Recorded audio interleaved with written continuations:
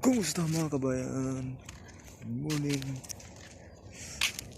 Sa sulok ng mundo. Welcome back to my vlog. For today's video, sobra pong lamig sa South Korea. Nanginginig ang mga kamay.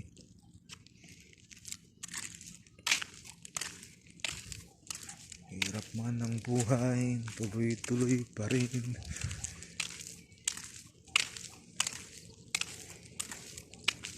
Yan. Yan. Tanim ng radish. Nakain ba kayo ito mga guys? Kung sino mga mahihirap, nakakain ba na nito?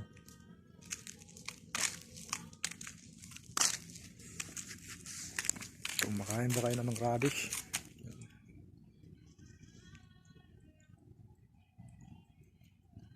Winter time.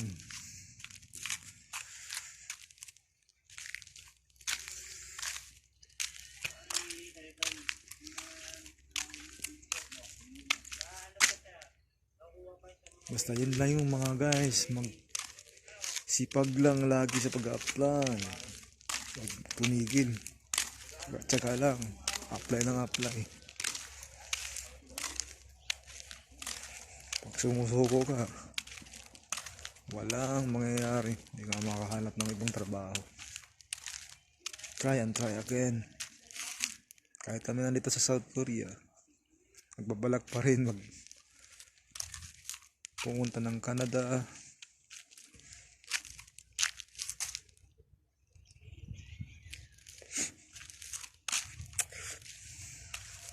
Ay, mga tangki naman guys, tangki ng heater, tangki ng saingan, subalit 3.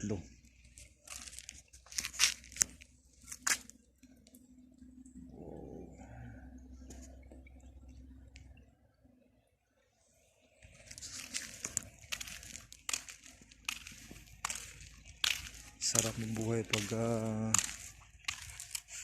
magtrabaho. Malaki ang sahod dito guys. Nakakatala magtrabaho para sa pamilya mo. Kasi yun naman tayo ang goal natin bilang isang ama, bilang ama ng tahanan. Bigyan natin ng magandang buhay ang ating mag-iina, ang ating anak at asawa. So sacrifice. Yan, maaalis guys.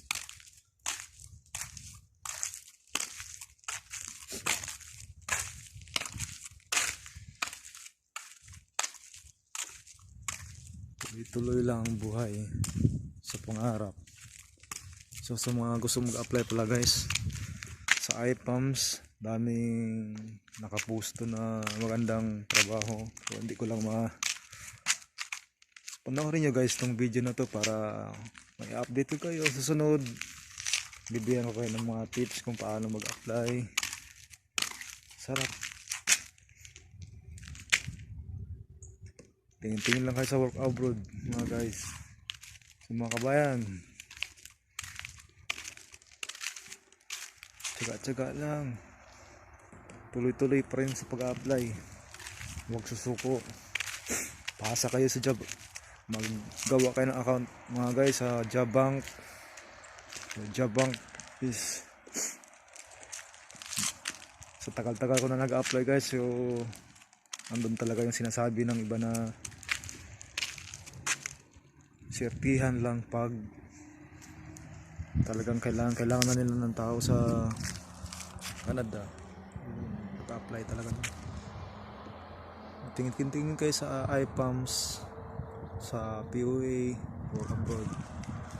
Ano yung mga legit na dyan sa Pilipinas. Ang dami-dami. Napakasarap ng nakapagtrabaho ka ng mas malaki pang sahod mo compare mo dati na sa Saudi Arabia po ako. So halos kulang yung radish na guys. Yun naman po yung mga bundok. Hindi na makikita. Tumutulo na po yung mapatak na po ng maliliit na yelo.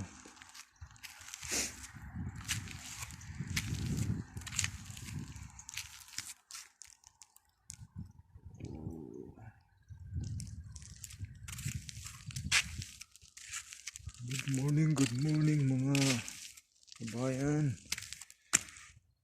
So, lamig. Kailangan ninigas ang kamay mga kabayan sa sobrang lamig. Mahirap humawak ng walang tripod. Naiwan ang tripod sa Pilipinas. Pagbalik puhon after 4 months.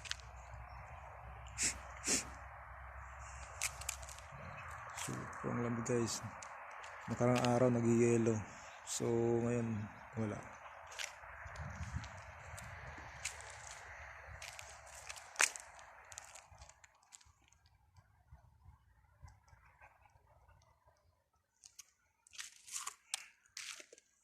So marami pa rin sa ating mga Pilipino na sa Pilipinas, hindi na rin katulad dati na maraming walang trabaho. Pero sa ngayon mas maraming Pinoy na nakaalis na rin sa sulok mang bansa dito sa Asia o sa parting Amerika. So nabawasan na rin guys. So sa mga nagbabalak at basta pasok ka na guys, hindi porkit kanya sabi ng iba na makatapos lang yung mga nakaka-apply, pero basta high school graduate ka guys, kayang kaya na yun.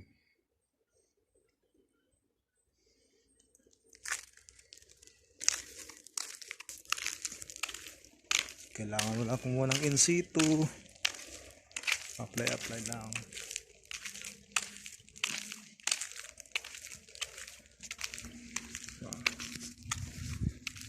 Hanggang sa muli, paalam mga guys.